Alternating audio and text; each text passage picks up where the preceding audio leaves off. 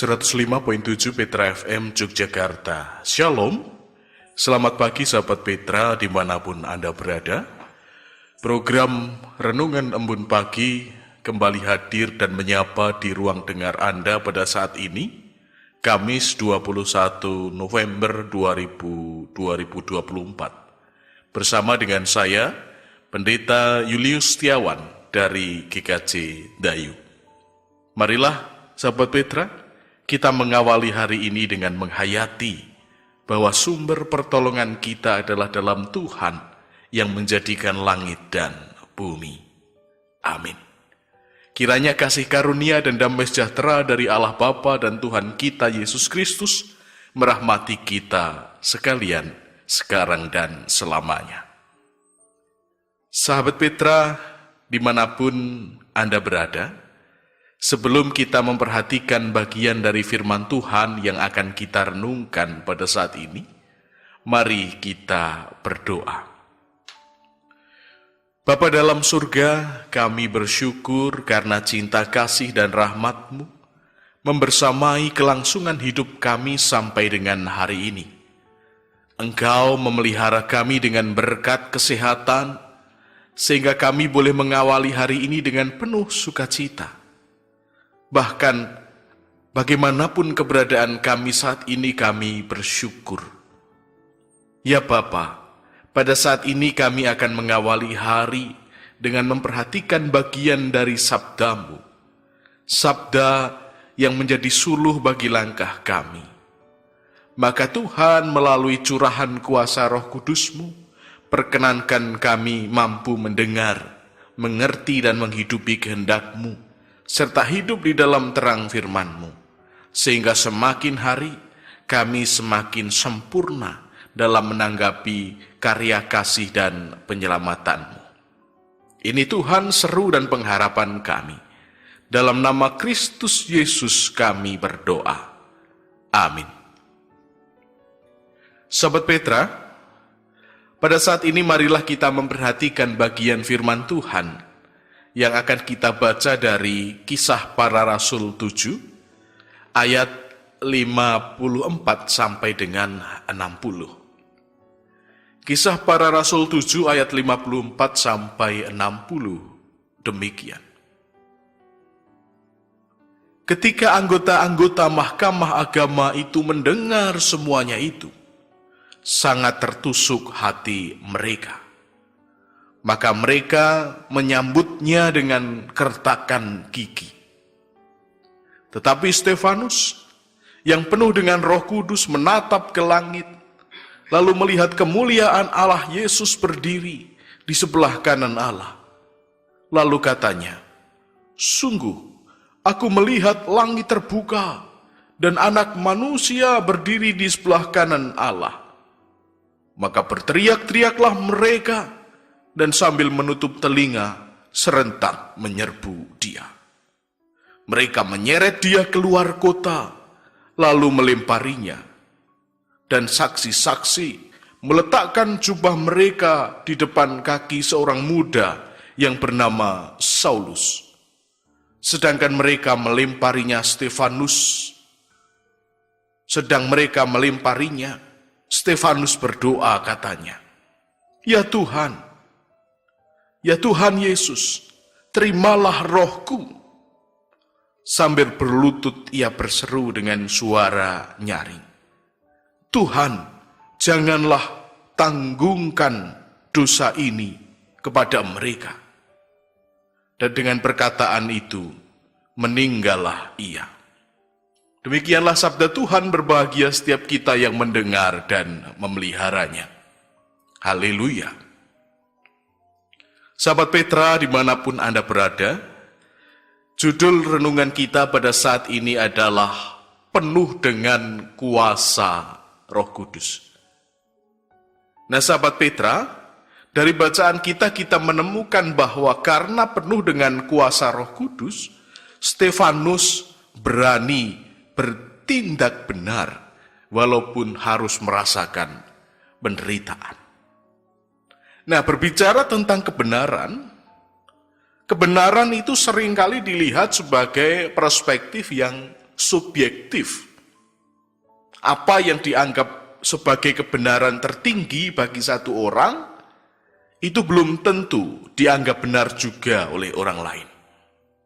Oleh karena itu, ketika orang melihat orang lain membela mati-matian sesuatu hal, sering ada orang yang mengatakan, wah kamu itu bodoh.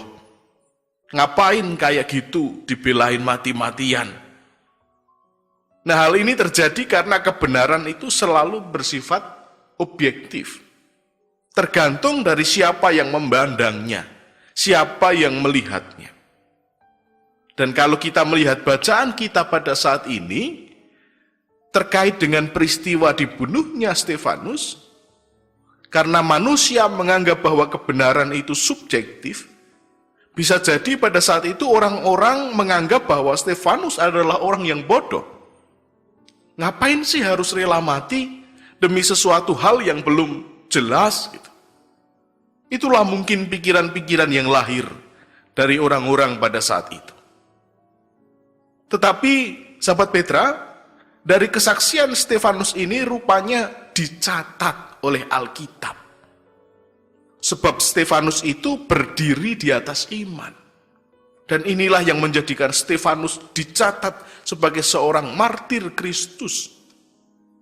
Dan dari kisah para rasul 7 dalam bacaan kita tadi, Stefanus memang dihadapkan pada pengadilan karena menyampaikan ajaran yang dianggap menghujat para pemimpin agama Yahudi. Dia mengklaim bahwa Yesus adalah Mesias yang dijanjikan. Stefanus juga menyampaikan pidato yang mengungkapkan bagaimana Tuhan bekerja melalui sejarah umat Israel dan bahwa Yesus adalah bagian dari rencana keselamatan Allah. Stefanus menyimpulkan pidatonya dengan mengatakan bahwa para pemimpin Yahudi telah menolak Kristus, yang mengarah pada tuduhan bahwa mereka telah menolak kebenaran yang sesungguhnya. Nah, sehingga dari sini kita melihat ada perbedaan pandangan tentang kebenaran. Satu menurut Stefanus, satu menurut orang Yahudi. Pandangan para pemimpin Yahudi, kebenaran itu beda dengan apa yang diyakini oleh Stefanus.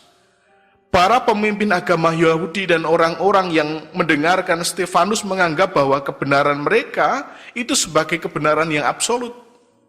Orang Yahudi mengatakan absolut, Stefanus juga mengatakan absolut.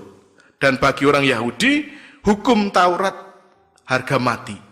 Hukum Yahudi dan tradisi nenek moyang adalah kebenaran yang tidak bisa diganggu-gugat. Mereka menilai dan juga mengklaim bahwa Stefanus itu adalah ancaman terhadap struktur keyakinan mereka, dan bahwa Stefanus menghujat Tuhan dengan menolak pengajaran tradisional mereka.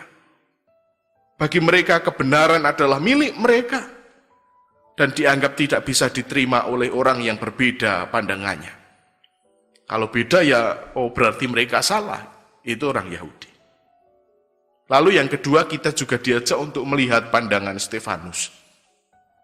Nah, Stefanus di sini meyakini bahwa kebenaran yang mutlak adalah bahwa Yesus adalah Mesias yang dijanjikan dan bahwa keselamatan datang melalui Mesias itu.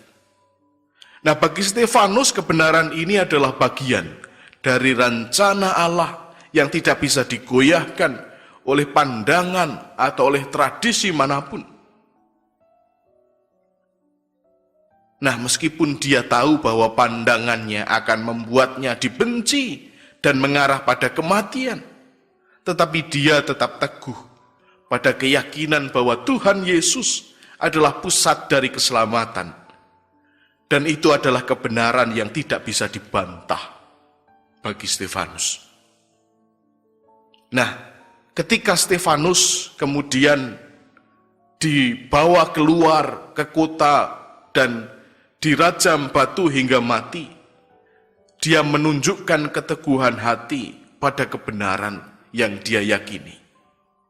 Dan kalau kita melihat ayat 59-60, dia bahkan berdoa untuk mereka yang sedang membunuhnya, memohon agar dosa mereka tidak dihitung. Stefanus mengatakan, "Tuhan Yesus, terimalah rohku." Dan sambil berlutut ia berseru dengan suara nyaring, "Tuhan, jangan tanggungkan dosa ini kepada mereka." Nah, di sini kita melihat Stefanus tidak hanya mati karena mempertahankan kebenaran yang diyakini, tetapi juga menunjukkan bahwa dia meyakini kebenaran itu adalah hal yang lebih besar dari dirinya sendiri. Kebenaran itu bersifat absolut, bukan sesuatu yang bergantung pada penerimaan atau penolakan dari orang lain. Nah, dari pandangan ini akhirnya membuahkan pengorbanan hidup yang dilakukan oleh Stefanus. Pengorbanan hidupnya menunjukkan komitmennya terhadap kebenaran yang dia anggap sebagai jalan keselamatan. Meskipun ia harus mengalami konsekuensi paling ekstrim, yaitu kematian. Dan itu semua dicatat karena Stefanus mengalami kepenuhan Roh Kudus. Dia tidak dikuasai oleh dirinya. Dia tidak egois.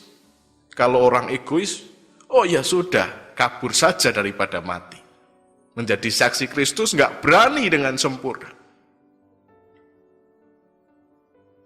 Ataupun harus mengalami ketakutan, tetapi Stefanus tidak. Ia berdiri pada imannya.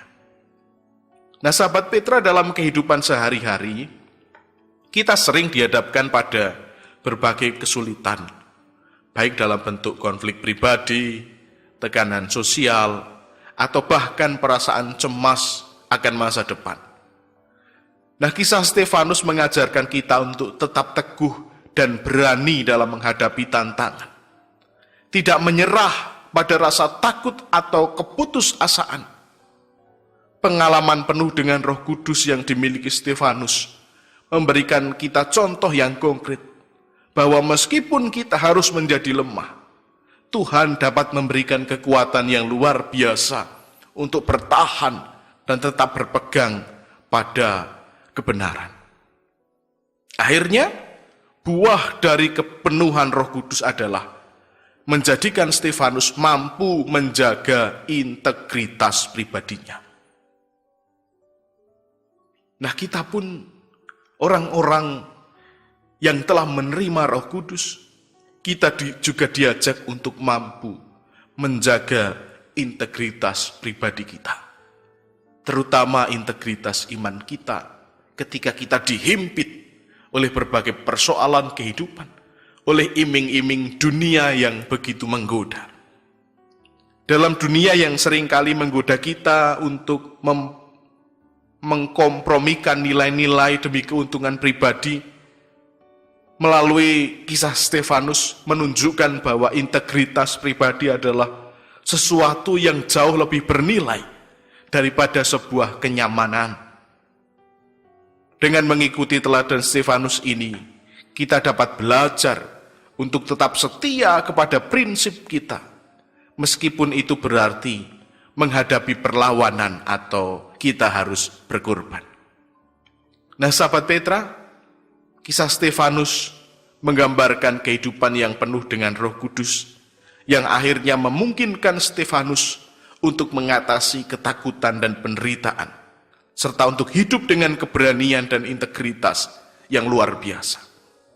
Dan akhirnya dari kepenuhan Roh Kudus, Stefanus dapat melihat berbagai pencapaian moral yang mulia. Ia tidak egois, dan ia menunjukkan ketahanan mental serta kedewasaan emosional yang luar biasa. Penuh dengan Roh Kudus bukan hanya soal kekuatan eksternal yang diberikan Tuhan, tetapi juga tentang kemampuan untuk melihat dan menghadapi persoalan dengan perspektif yang lebih tinggi dan juga penuh kasih. Kita dipanggil untuk meneladan keteguhan Stefanus ini, serta untuk mengizinkan Roh Kudus membimbing hidup kita menuju integritas dan keberanian yang sejati.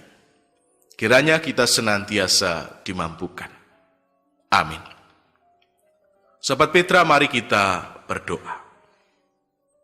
Bapa dalam surga, kami mengucap syukur karena Engkau mengingatkan kami melalui bagian firman Tuhan yang telah kami dengar saat ini tentang integritas hidup sebagai buah dari kepenuhan Roh Kudus.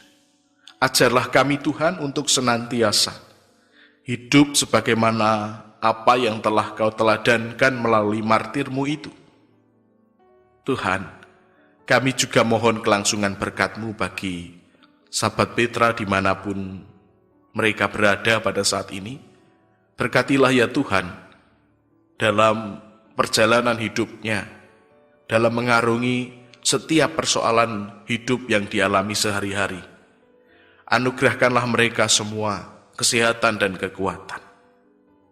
Tuhan Yesus, inilah seru permohonan kami. Kami akan melanjutkan aktivitas kami, Engkau kiranya membersamai kami. Dalam nama Tuhan Yesus Kristus kami berdoa dan bersyukur. Haleluya. Amin.